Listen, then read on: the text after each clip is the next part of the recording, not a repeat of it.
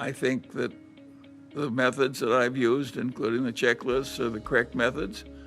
And I'm grateful that I found them as early as I did and that the methods have worked as well as they have. And I recommend that other people follow my example. Charlie Munger has quickly become one of my favorite investors to study. In this video, we are going to look at Munger's 4-step investing checklist that he uses to decide if he wants to invest in a company or buy a particular stock. Make sure to stick around to the end of this video because this checklist is something you can apply to your own investment process today to make you a better investor. Now let's get into the video. We have to deal in things that we're capable of understanding. Number 1, do we understand the business? Even though this concept sounds so simple, this is probably one of the biggest mistakes investors make. In my job as an investment analyst, I even see professional investors who have been investing for decades make this mistake. They invest in stocks that they don't fully understand simply because they have FOMO, or fear of missing out. In this case, it's fear of missing out on strong investing returns. However, one of the key takeaways from studying Warren Buffett and Charlie Munger is the concept of circle of competence. Listen to Buffett talk about circle of competence using a baseball analogy. I don't have to understand all kinds of business. There's all kinds of business I don't understand. But there's thousands of opportunities there.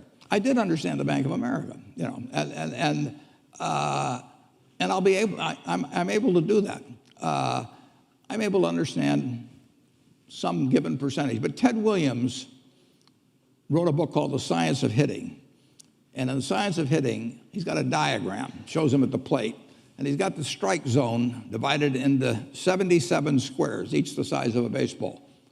And he says, if I only swing at pitches in my sweet zone, which he shows there, and he has what his batting average would be, which is 400. If he had to swing at low outside pitches, but still in the strike zone, his average would be 230. He said the most important thing in hitting is waiting for the right pitch. Now, he was at a disadvantage because if the count was 0-2 or 1-2 or so on, even if that ball was down where he was only going to bat 230, he had to swing at it.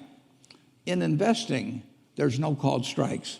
People can throw Microsoft at me and, you name it, any stock, General Motors, and I don't have to swing.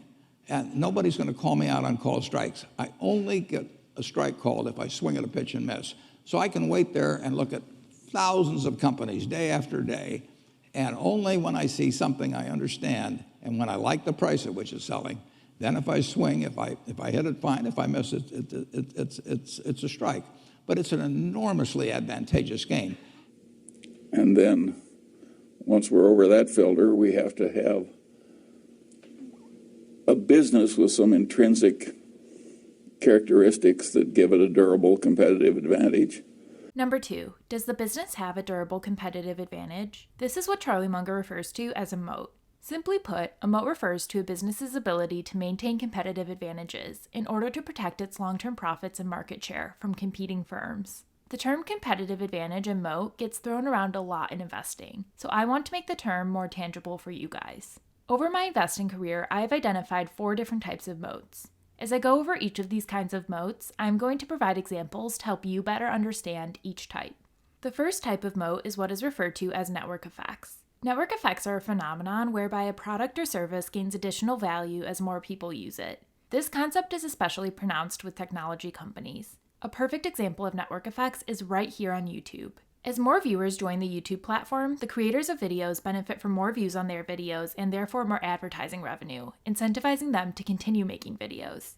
And as more viewers on YouTube leads to more money being made by creators, people are incentivized to start making videos of their own. And as more videos are made on a wide range of topics, it makes the platform even more valuable to viewers, attracting even more new viewers and leading to existing viewers spending more time on the platform.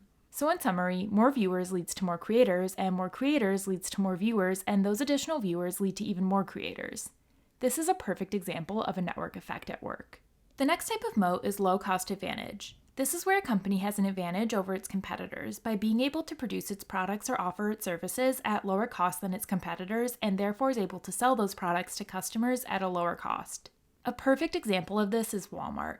I would guess that when most people think of low-cost advantages, they think of Walmart. Put simply, Walmart's large size means it has the power to negotiate lower prices with its suppliers. Walmart, with its 10,500 stores spread across the world, is able to charge lower prices for items than the local corner grocery store with only one location. Because Walmart is able to purchase its products for lower prices than its smaller competitors, it is able to charge lower prices to customers and still make profits. If the smaller competitors tried to match Walmart's low prices, those smaller competitors without the valuable low-cost advantage would likely start losing money. The next type of moat is what I refer to as a brand moat. This is where a company has such a strong brand that customers are willing to pay a premium price for the product or service. A perfect example of a brand moat at work is Starbucks. Starbucks has built a strong brand over the years that allows the company to charge $5 for a cup of coffee that a customer can make at home for 20 cents or purchase from a convenience store for a couple of dollars at the most. But by Starbucks' brilliant advertising and brand building, the company has turned its Starbucks branded cup of coffee into a type of status symbol that millions of people are willing to pay a premium price for. The fourth type of moat is what I refer to as a resource moat. When I say resource, I am referring to things such as patents, technology, or other intellectual property that a company has that gives it an advantage over competitors. An example of this that comes to mind right away is pharmaceutical companies. When a pharmaceutical company develops a medicine that is proven to be effective, they receive a patent on that medicine, meaning that they are the only company legally allowed to produce that medicine. You can very quickly see why having a patent and the exclusive right to produce a medicine would be an example of a resource moat that protects a company from its competitors.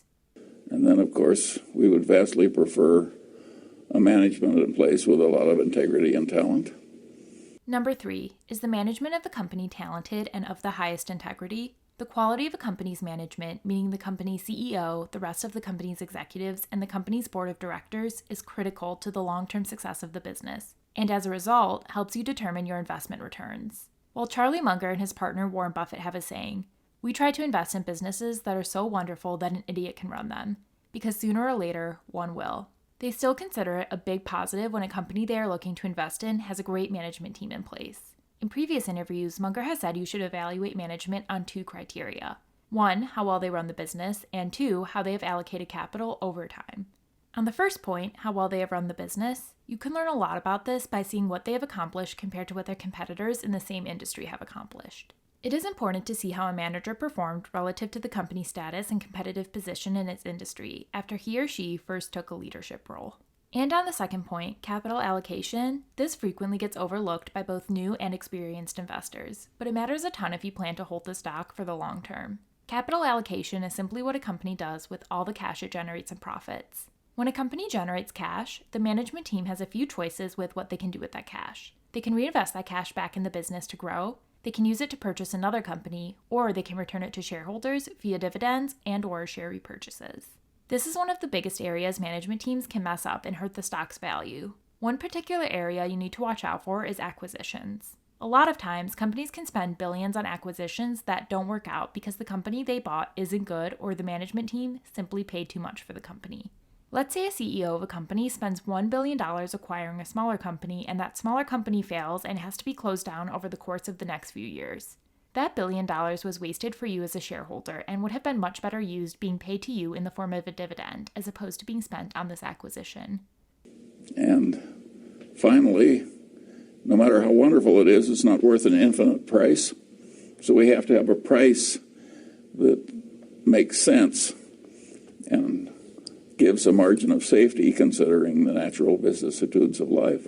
Number 4, is the price fair? No matter how great or amazing a company is, it isn't worth an infinite amount. Charlie Munger has made a career and a name for himself by buying stocks for below the stock's true value, or in other words, its intrinsic value. Think of it this way. You want to buy a stock for $70 a share that's true value is worth $100 a share. This $30 difference between the true value of the stock and what you paid for it is referred to as the margin of safety. This helps protect you from losing money in case your estimate of the company's intrinsic value turns out to be incorrect. Now, the concept of how that intrinsic value is calculated deserves its own video entirely. So if you are interested in that, check out the video I made on how to calculate intrinsic value here. That's a very simple set of ideas. And the reason that our ideas have not spread faster is they're too simple.